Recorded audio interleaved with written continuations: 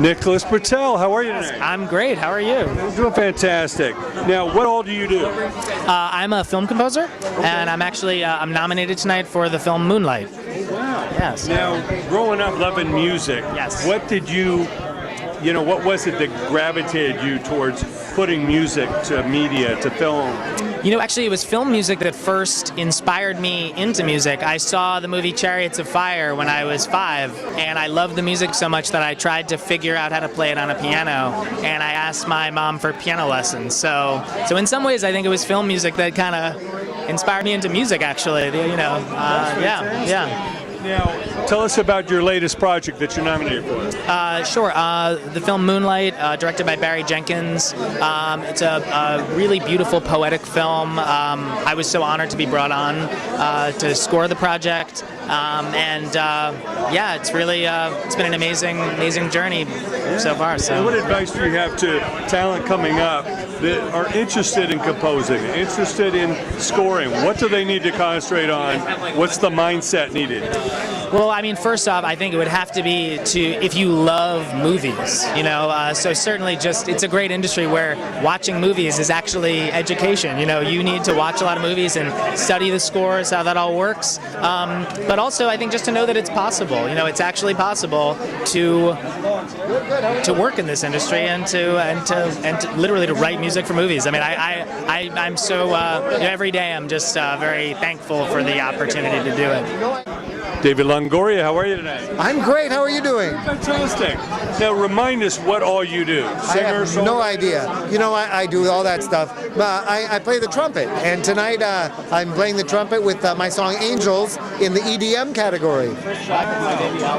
Well, growing up, who were your heroes? Who musically really did it for you? You know what? The first one was Al Hirt, the famous trumpet player. But I grew up listening to Miles Davis and Freddie Hubbard and Dizzy Gillespie and almost all those guys I eventually got to go and work with after a while. So it's pretty cool. Somebody I always looked up to was Herb Alpert. Herb Alpert, absolutely. He created one of the greatest record labels in the history. A&M Records. Right up the street. Absolutely. Charlie Chaplin Studio. Exactly. What an amazing career Herb has had. Yes. And I see him out there so philanthropic. He's given all his riches away. He's inspiring the next generation. What can you say about Herb? He's very tall. No. Actually, no, he's a very, very sweet man, and I've known him for years. I actually helped design a microphone for him when I was 17 years old, got with the team, and that's how I met him originally. And we played some duets in the studio together, and now he owns a restaurant with his daughter and a group called the Smith Group here in Bel Air.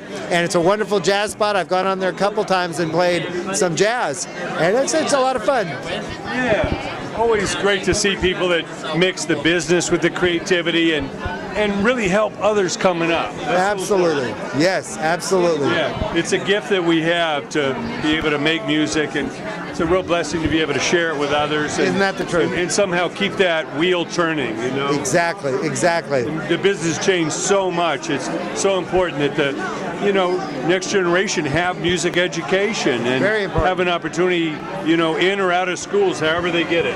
Well, for that reason, exactly that reason, we have a program called WeAreOneConcerts.org, which is giving concerts and scholarships away to kids in 23 cities this year, and I run the program. I've done it for 12 years with this, and it's been very successful. Each year we try to reach 250,000 kids, and this year we're doing a campaign with my new song We Are One, which brings people of all races together, and we're actually reaching 1 million kids with this program, and to encourage kids to lift each other up and stand together. America's been very divided. I don't know if you noticed, but the last few months in particular we've noticed, but we want to stop that divide and start encouraging people to lift each other up.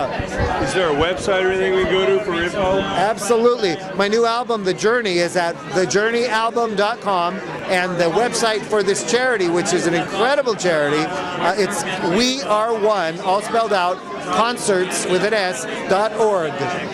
Please introduce yourself. Hi, I'm Samer Fanuc, and I'm a Polish-Jordanian composer of contemporary instrumental music. Now, at what age did you start making music? Around 13. Okay. And who were your heroes that you saw out there in the world that really made a difference for you?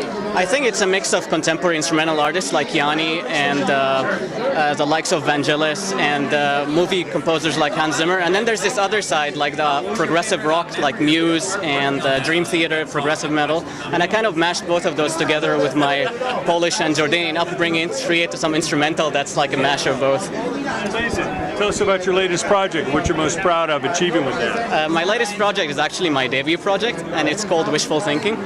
And it's basically, the name came because I used to be a software developer with a software developer company, and then I wanted to become a full-time musician.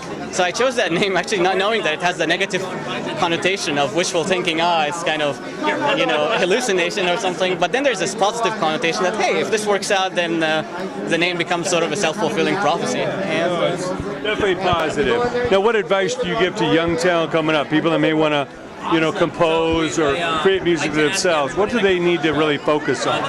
I think my advice would be, generally in life you do many things, and to succeed I feel you gotta pick that one thing, or that two things at most, because there's not much time, there's too many responsibilities to do more than that one main thing. And if you do it then, and if you sort of dedicate most of your time towards it, then I feel it might maybe come organically as a result of you just spending your time on the one thing.